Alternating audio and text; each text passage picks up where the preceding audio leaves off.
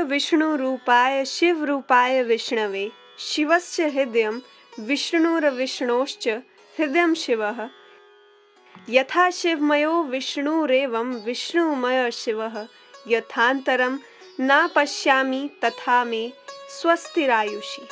उपनिषदों में ऐसा उल्लेखित है कि जो शिव हैं वही विष्णु हैं, जो विष्णु हैं वही शिव हैं।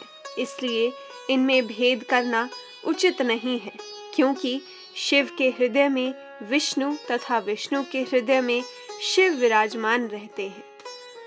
ब्रह्मांड के चैतन्य तथा जड़ पदार्थों को देखने वाले अर्थात दृष्टा स्वरूपम जो अच्युत और ज्ञान रूप है वही महादेव है। वही ज्योतियों की ज्योति, प्रकाश के प्रकाशक तथा परमेश्वर हैं। उन्हें महाहरि भी कहा जाता है। वही महादेव पर ब्रह्म है और जीवात्मा भी ब्रह्म ही है। इस प्रकार जीव शिव हैं और शिव जीव हैं।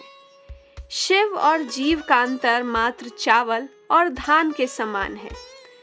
धान को मिट्टी में दबाने से वह अंकुरित होकर पौधा बनता है और पुनः अपनी सृष्टि प्रक्रिया में बंध जाता है, जबकि चावल को मिट्टी में दबाने से अंकुरित ना होते हुए विलीन हो जाता है।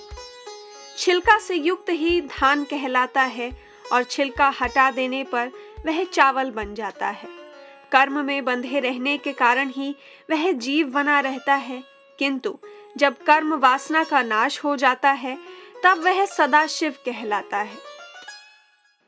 श्वेताश्वतर उपनिषद के अनुसार जो सूक्ष्म से भी अति सूक्ष्म है, विकार रहित प्रकृति के मध्य में स्थित है, सृष्टि को उत्पन्न करने वाला है, विविध रूपों से युक्त है, जो अकेले ही समस्त विश्व को अपने में समेटे हुए है, उस शिव को जानकर सुपात्र व्यक्ति अक्षय शांति को प्राप्त करता है।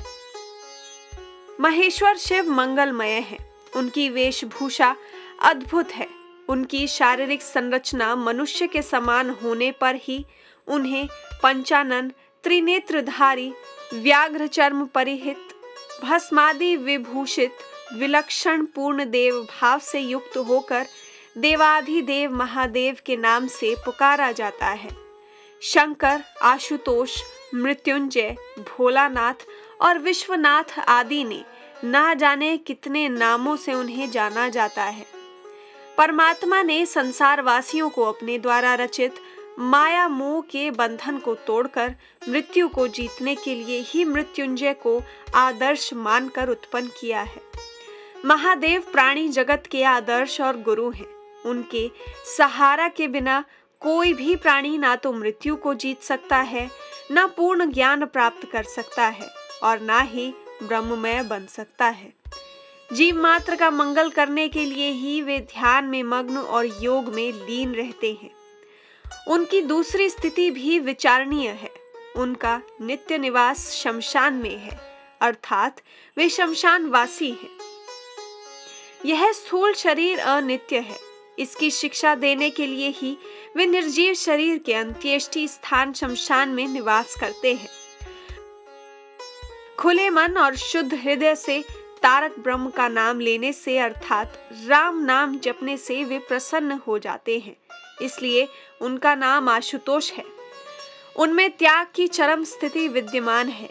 इसलिए उन्हें ऐश्वर्यशाली मूल्यवान उपकरणों से अर्चना की अपेक्षा नहीं होती है। उन्हें तो भांग, धतूरा, बिल्व पत्र, दूर्वा तथा जल की धारा ही संतुष्ट करने के लिए पर्याप्त है। इन पदार्थों से ही उन्हें विशेष प्रेम है। जिस वस्तु के खाने पीने से संसारी लोगों की मृत्यु हो जाती है, उसे भी वे जीत लेते हैं और प्रेम पूर्वक ग्रहण करते हैं। इसलिए भी उनका मृत्युंजय नाम सार्थक होता है। धन्यवाद।